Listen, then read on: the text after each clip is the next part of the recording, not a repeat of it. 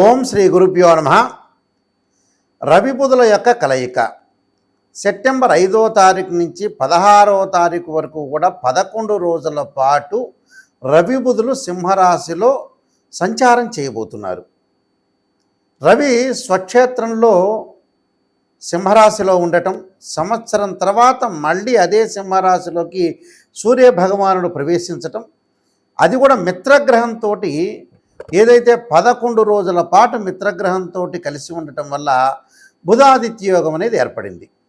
మరి మేషాది ద్వాదశ రాశుల వాళ్ళకి ఎలాంటి ఫలితాలు ఉండబోతున్నాయో మనం ఒక్కసారిగా పరిశీలన చేద్దాం. మీనరాశి వాళ్ళకి షష్టమ స్థానంలో రవి బుధుల యొక్క కలయిక వల్ల ఏదైతే మనం పని అనుకుంటామో ఆ పనిలో విజయం సాధించటం, అది ఒక పని కాదు, వివాహం అనుకోవచ్చు, ఉద్యోగం అనుకోవచ్చు, వివాహం అనుకోవచ్చు, అన్నీ కూడా సాధించే అవకాశాలు ఉంటాం. ఇష్టకామ్య సిద్ధి కలగటం, ప్రతి పనిలో కూడా భద్రత కలుగుతూ ఉంటుంది. పోటీ పరీక్షలు ఎగ్జామినేషన్ రాసే వాళ్ళకు కూడా విజయం సాధించటం, చదువు పట్ల ఆసక్తి పెరుగుతుంది. ఉద్యోగం చెయ్యొద్దు అనుకున్న వ్యక్తులకు కూడా ఆసక్తికరంగా బద్ధకం అంతా కూడా పోయి ఉద్యోగం చేయాలనే ఆసక్తి కలుగుతూ ఉంటుంది. అలానే ప్రస్తుతం ఉద్యోగం చేస్తున్న వాళ్ళకు కూడా మంచి ప్రమోషన్లు, అలానే అదే పోస్ట్లో, అదే కంపెనీలో, అదే ఊర్లో మళ్ళీ వేసే అవకాశాలు ఎక్కువ ఉంటాయి. ఉదాహరణకు ఒక డిపార్ట్మెంట్లో పనిచేస్తుంటే ఆ డిపార్ట్మెంట్ అదే ఊర్లోనే వేరే బ్రాంచ్కి ట్రాన్స్ఫర్ కావటం, ప్రమోషన్లు వచ్చే అవకాశం ఒకటి ఉంటుంది.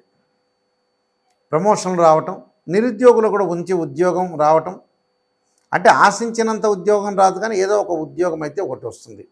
విదేశాల్లో కూడా ఎవరైతే నిరుద్యోగులు ఉన్నారో వాళ్ళందరికీ కూడా ఉద్యోగాలు రావటం, సుఖ సంతోషాలతో ఉండటం, వివాహ ప్రయత్నాల్లో అనుకూలంగా ఉండటం, బంధుమిత్రులతో ఆనందంతో పాటు కొంత ఆరోగ్య సమస్యలు కూడా కొంత వెంటాడుతూ ఉంటాయి. ఆరోగ్యపరంగా ఇబ్బందులు లేకుండా చూసుకోవాలి. భార్య యొక్క ఆరోగ్యం ఇంపార్టెంటే, భర్త యొక్క ఆరోగ్యం ఇంపార్టెంటే, అలానే మ్యూచువల్ అండర్స్టాండింగ్ అని చాలా ఇంపార్టెంట్. ఫైనాన్షియల్ పరంగా గ్రోత్ ఉంటుంది, కొంత స్లోగా గ్రోత్ ఉంటుంది వీళ్ళకి. కానీ అన్నీ కూడా చేయాల్సిన పనులు ఏదైతే ఉంటుందో అన్నీ కూడా కంప్లీట్ చేసి ముందుకు వెళ్తారు. అలానే రాజకీయ నాయకులు కానీ, వైద్య వృత్తిలో ఉన్న వాళ్ళు కానీ, దాంతోపాటు మెడికల్ ల్యాబొరేటరీస్ కానీ, వీళ్ళందరికీ కూడా జీవనం అనేది సంతృప్తికరంగా ఉంటుంది. దాంతోపాటు డబ్బు కూడా వస్తుంది. అంటే డబ్బు రావటమే కాదు, సంతృప్తి కూడా ఉంటుంది. కాబట్టి వీళ్ళకి మీనరాశి వాళ్ళకి తప్పకుండా ఇక్కడ కొన్ని మంచి విషయాలు జరిగే అవకాశాలు ఉంటాయి. కాబట్టి బంగారు ఆభరణాలు, సంతానపరంగా శుభవార్తలు, వాళ్ళ యొక్క సంతానానికి చదువు పట్ల ఆసక్తి చూపిస్తారని, అంటే వాళ్ళ పిల్లల యొక్క ఉద్యోగాలు రావటం, పెళ్ళిళ్ళు చేసుకోవటం, ఇలాంటి సంఘటనలు బాగా జరుగుతాయి. వివాహం కానీ స్త్రీ పురుషులందరూ కూడా మంచి సంబంధం వస్తుంది. మంచి ప్రవర్తన కలిగిన అబ్బాయి కానీ, మంచి ప్రవర్తన కలిగిన అమ్మాయి కానీ, మంచి సుసంపన్నమైన కుటుంబంలో అబ్బాయి కానీ, సుసంపన్నమైన కుటుంబంలో అమ్మాయి కానీ వచ్చే అవకాశాలు ఉంటాయి. అంటే పెళ్లి సంబంధాలు కలుస్తూ ఉంటాయి.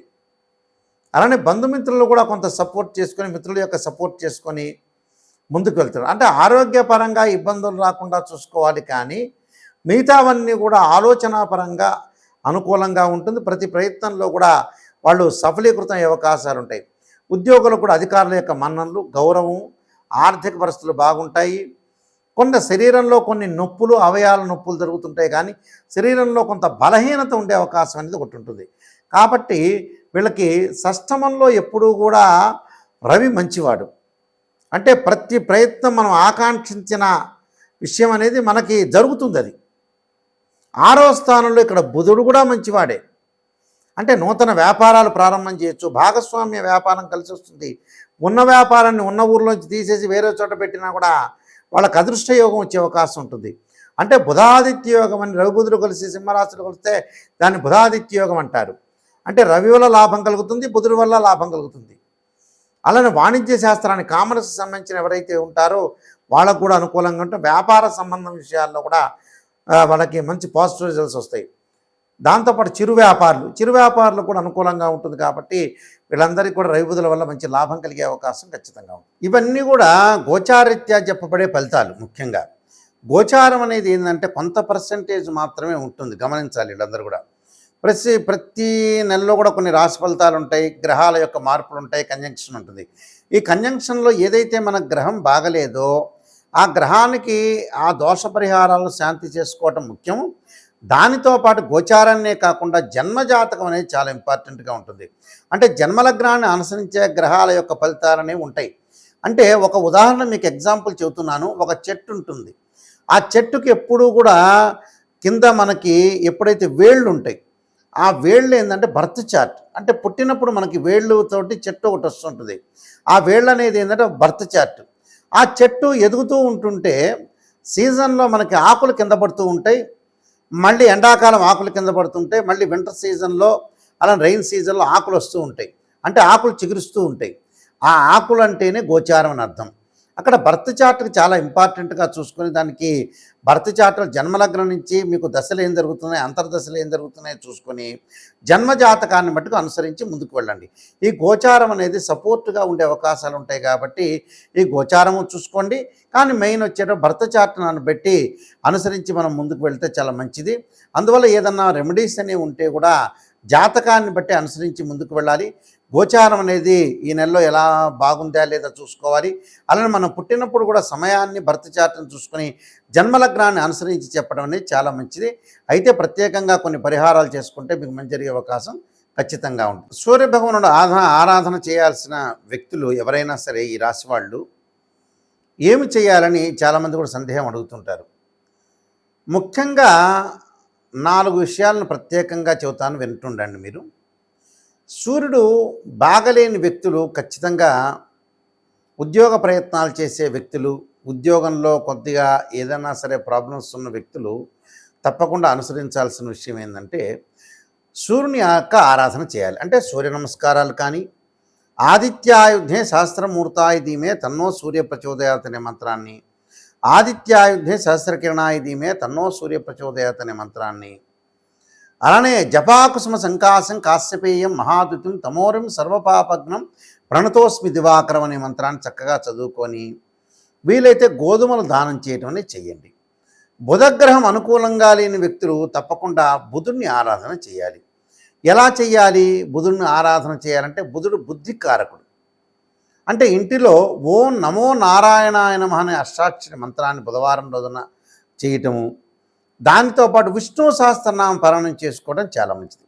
అంటే ఉద్యోగం కానీ, వివాహ ప్రయత్నాలు కానీ, ఆరోగ్యపరంగా కూడా ఇబ్బందులు పడుతున్న వ్యక్తులందరూ కూడా శరీరే జర్జరీభూతే వ్యాధిగ్రస్తే కళేబుర ఔషధం జాహ్నవీతోయం వైద్యో నారాయణ హరి అనే మంత్రాన్ని తప్పకుండా ఆదివారం రోజున చదవటం వల్ల చాలా మంచి జరిగే అవకాశం ఉంటుంది. ఇంకొక ప్రత్యేక రెమెడీ చెబుతాను.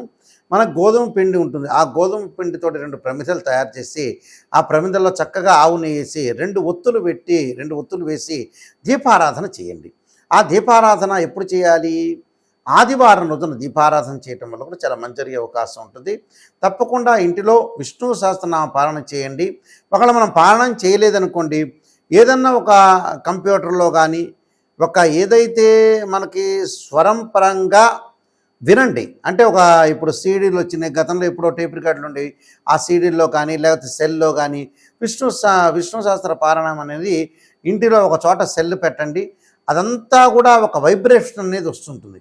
ఆ వైబ్రేషన్ వల్ల కూడా ఇంటికి ఏదైతే దోషం ఉంటుందో లేకపోతే జాతకపరంగా ఉండే దోషాలు కూడా తొలగిపోయే అవకాశం అనేది ఖచ్చితంగా ఉంటుంది. కానీ ముఖ్యంగా మటుకు గుర్తుపెట్టుకోవాల్సింది ఏంటంటే జన్మజాతకం అనేది చాలా ఇంపార్టెంట్. ఇవన్నీ కూడా తెలుసుకొని ముందుకు వెళ్ళండి. మీ అందరికి కూడా మంచి జరగాలని ఆశిస్తూ సర్వే జనా సుఖినో భవంతు.